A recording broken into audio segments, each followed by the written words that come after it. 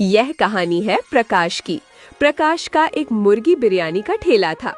प्रकाश कुछ समय पहले तक शहर के एक होटल में काम किया करता था, लेकिन जब शहर में उसकी नौकरी चली गई तो उसने गांव आकर अपना मुर्गी बिरयानी का ठेला खोल लिया। वाह प्रकाश जी, क्या मुर्गी बिरयानी बनाई है, खाकर मजा ही आ गया। कल मेरी माँ भी तुम्हारे हाथ की बनी मुर्गी बिरयानी को बहुत याद कर रही थीं। एक प्लेट उनके लिए भी पैक कर दो। अभी करता हूँ भाई जी। अपनी सारी बिरयानी बेचकर प्रकाश अपना ठेला लेकर अपने घर चला गया। बहुत भूख लगी है मीरा, जल्दी से मेरे लिए खाना परोस दो। खाना तैयार है जी, आप बैठिए, बस अभी आपके लिए खाना लेकर आती हूँ। मीरा प्लेट में रोटी, चावल, सलाद और सब्जी डालकर अच्छी तरह से परोसकर लाती है। तभी उस सब्जी को देखकर प्रकाश कहता है, अरे मीरा, मैंने तुमसे सुबह ही कहा था कि आज रात के खाने में गोश्त मत बनाना, लेकिन तुमने फिर से गोश्त बना दिया। हर रोज गोश्त खा खाकर अब मेरा मन भर गया है। अरे ये गोश्त नहीं है जी, आप एक बार खाकर तो देखिए। प्रकाश उस सब्जी को खाता है तो उसे स्वाद में वो सब्जी बिल्कुल गोश्त की तरह ही लगती है। क्यों झूठ बोल रही हो मीरा, ये गोश्त ही तो है। अरे खा गए ना आप भी चकमा, ये गोश्त नहीं है बल्कि सोयाबीन है। मैंने इसमें मसाले डालकर इसे अच्छे से पकाया है और देखिए ये गोश्त से भी ज्यादा स्वादिष्ट बन गया। सोयाबीन की सब्जी खाकर प्रकाश के मन में एक बात घूमने लगती है। वो सोचता है कि अगर मैं अपनी मुर्गी बिरयानी में मुर्गी की जगह सोयाबीन का इस्तेमाल करूं, तो मैं कम लागत में भी अच्छा मुनाफा कमा लूंगा। और सोयाबीन का स्वाद तो मुर्गी से इतना मिलता जुलता है, किसी ग्राहक को मुझ पर शक भी नहीं होगा। अरे क्या सोचने लगे आप, खाना खाइए। मैं ये सोच रहा हूँ कि अगर बिरयानी में मुर्गी की जगह मैं सोयाबीन इस्तेमाल करूं तो मेरा मुर्गी लाने का खर्चा बच जाएगा। देखिए हमारे खाने के लिए ये ठीक है, और अगर आपको सोयाबीन डालकर बिरयानी बेचनी है तो उसे सोयाबीन बिरयानी के नाम से बेचिए। मुर्गी बिरयानी कहकर लोगों को सोयाबीन वाली बिरयानी मत खिलाइए। अरे इसमें दिक्कत ही क्या है, दोनों का स्वाद तो एक जैसा ही है। जब ग्राहकों को कुछ पता ही नहीं चलेगा तो इसमें तुम्हें दिक्कत क्या है? ये आप कैसी बातें कर रहे हैं? क्या आप अपना ईमान भूल गए हैं? ये लोगों के साथ धोखा है। आप ऐसा बिल्कुल मत कीजिए। मुझे बेईमानी के कमाए हुए पैसे नहीं चाहिए। अरे चुप करो तुम्हें कुछ नहीं पता। मैं अच्छी तरह जानती हूँ। शहर में जिस होटल में आप नौकरी करते थे, वहाँ से भी आपको इसीलिए निकाला गया था क्योंकि आप मालिक से ज्यादा पैसे लेकर सस्ता सामान होटल में खाना बनाने के लिए लेकर आते थे। देखिए आप पहले ही गलती कर बैठे हैं, अब दोबारा ऐसी गलती मत करिए। हाँ ठीक है, अब मुझे मत समझाओ। प्रकाश की पत्नी उसे बहुत समझाती है, लेकिन प्रकाश के मन में तो पैसों का लालच आ गया था। अब वो अगले ही दिन से बिरयानी में सोयाबीन की मिलावट करने लगता है और वो बिरयानी में थोड़ा बहुत मुर्गी डालता है, लेकिन मुर्गी के छोटे छोटे टुकड़ों की जगह उसमें ढेर सारी सोयाबीन डाल देता है। वो बिरयानी को इतने अच्छे मसालों से पकाता है कि किसी ग्राहक को उस पर शक ना हो। प्रकाश जी, पहले तो तुम बिरयानी में मुर्गी के बड़े बड़े पीस डालते थे, लेकिन अब तुम बिरयानी के अंदर मुर्गी के इतने छोटे छोटे टुकड़े क्यों डालने लगे हो? अरे क्या करूं भाई, पहले जब बिरयानी में मुर्गी के बड़े बड़े टुकड़े डालता था तो सब बोलते थे ये वाला टुकड़ा मुझे दे दो, ये वाला टुकड़ा मुझे दे दो। इसीलिए मैंने बिरयानी में बड़े टुकड़े डालना ही बंद कर दिया।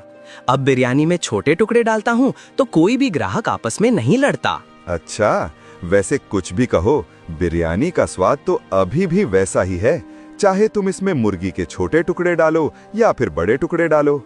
ये सच कहा भाई, जो स्वाद प्रकाश जी के हाथ की बिरयानी में है वैसा बिरयानी का स्वाद तो कहीं भी नहीं है। मैंने आज तक न जाने कितनी मुर्गी बिरयानी खाई है, लेकिन हर कोई ऐसी बिरयानी नहीं बना सकता।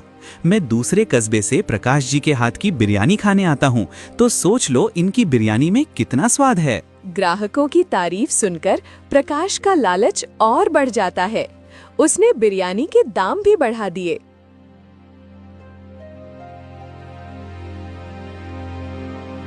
ग्राहक अगले दिन वापस आते हैं तो देखते हैं प्रकाश ने तो बिरयानी के दाम ही बढ़ा दिए। तो प्रकाश से बोलते हैं, अरे ये क्या प्रकाश जी, कल हम लोगों ने आपकी बिरयानी की तारीफ क्या कर दी, आज आपने बिरयानी का दाम ही बढ़ा दिया। कैसी बात कर रहे हो भाई? आप तो जानते हो हर रोज गोश्त का दाम कैसे बढ़ता जा रहा है। बहुत दिनों से घाटे में जा रहा था, इसलिए आज दाम बढ़ाने का फैसला किया। अगर इस तरह गोश्त के दाम नहीं बढ़ते तो मैं कभी भी बिरयानी का दाम नहीं बढ़ाता। प्रकाश के ग्राहक उस पर भरोसा करते थे, इसीलिए उन्होंने प्रकाश की कही हुई ये बात भी मान ली। धीरे धीरे लालच के चक्कर में उसने अपनी मुर्गी बिरयानी में मुर्गी का तो नामो निशान ही खत्म कर दिया, लेकिन इस वजह से लोगों को उस पर शक होने लगा। क्या बात है प्रकाश जी, अब तुम्हारी मुर्गी बिरयानी में पहले जैसा स्वाद नहीं रहा। मुर्गी का जायका भी कुछ बदला बदला सा लग रहा है। इसे खाकर ऐसा नहीं लग रहा कि गोश्त वाली बिरयानी खा रहे हैं। लगता है भाई तुम्हारी तबीयत कुछ ठीक नहीं है, इसलिए तुम्हें इसके जायके का पता नहीं चल रहा है। नहीं प्रकाश जी, सिर्फ इसे ही नहीं, मुझे भी कुछ दिनों से तुम्हारी बिरयानी में मुर्गी का वो जायका नजर नहीं आ रहा है। सच कहूँ तो इससे अच्छी बिरयानी तो हमारे यहाँ चौराहे पर प्रेम बनाता है। अरे कैसी बात कर दी भाई, कहाँ उस प्रेम की बिरयानी और कहाँ मेरे हाथ की बनी बिरयानी। खैर, आपकी बातों पर मैं गौर करूंगा, बिरयानी को और अच्छे मसालों के साथ बनाने की कोशिश करूंगा। अपने ग्राहकों की ऐसी बातें सुनकर प्रकाश समझ जाता है कि अगर उसने बिरयानी में मुर्गी डालना शुरू नहीं किया तो कुछ ही दिनों में लोग उसके यहाँ की बिरयानी छोड़कर चौराहे वाले प्रेम के पास जाकर बिरयानी खाने लगेंगे।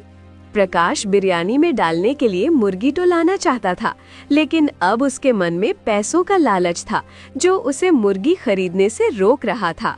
अगर मैं बाजार से ताज़ा मुर्गी लेकर आऊंगा तो मेरा मुनाफा बहुत कम हो जाएगा। बाजार में ताज़ा मुर्गी बहुत ही महंगी मिलती है, लेकिन अगर मुर्गी नहीं लाया तो मेरे सारे ग्राहक टूट जाएंगे। मुझे समझ नहीं आ रहा फिर मैं क्या करूं? यही सोचते हुए प्रकाश बाजार में मुर्गी खरीदने जाता है।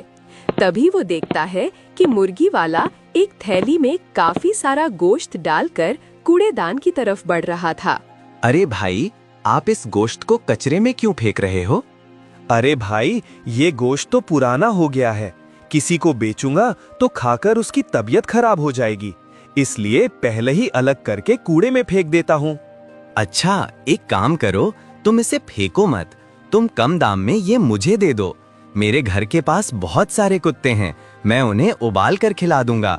इतनी जल्दी तो ये पूरी तरह खराब भी नहीं होगा।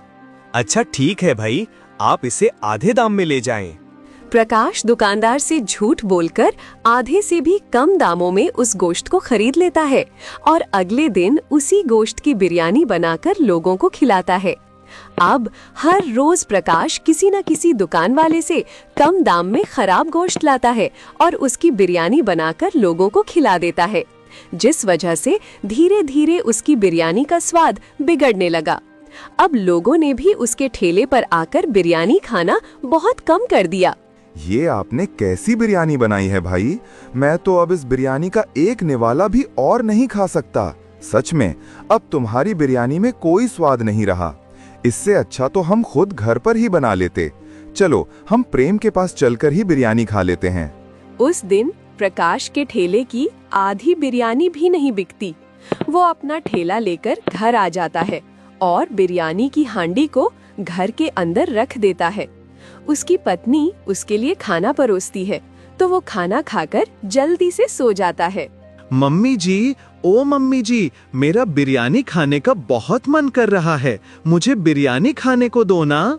बेटा, मैंने तो बिरयानी नहीं बनाई, तेरे पिताजी के ठेले की हांडी वहाँ रखी है, जाकर देख ले उसके अंदर बिरयानी बची है क्या।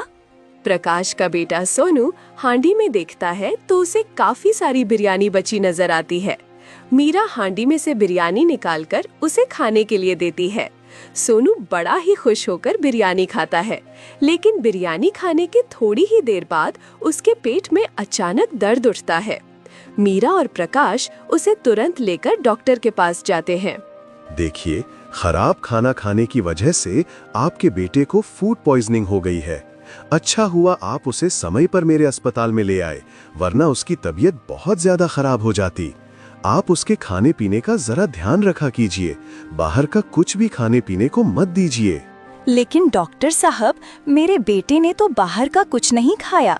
मेरे पति ने जो अपनी दुकान के लिए बिरयानी बनाई थी, उसी में से बची हुई बिरयानी खाई है। शायद उसी से इसकी तबीयत खराब हुई है। हो सकता है कि वो बिरयानी खराब हो गई हो।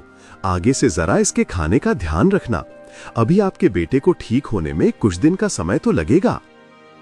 उन्हें ये सब बताकर डॉक्टर वहाँ से चले जाते हैं। तभी मीरा प्रकाश से कहती है, अरे, मैंने तो बिरयानी को सूंघ कर देखा था, महक तो बिल्कुल ताज़ा लग रही थी। सच सच बताइए, आपने बिरयानी में क्या मिलाया था? अपने बेटे की ऐसी हालत देखकर प्रकाश बहुत परेशान हो जाता है और वो मीरा को सब कुछ सच सच बता देता है। मैंने आपसे पहले ही कहा था, बेईमानी का एक भी पैसा इंसान को पचता नहीं है, लेकिन आपने मेरी कोई बात नहीं सुनी। अगर सोनू को अस्पताल लेकर आने में हमें थोड़ी देर हो जाती तो न जाने क्या हालत होती। मुझे अपनी गलती का एहसास हो गया मीरा।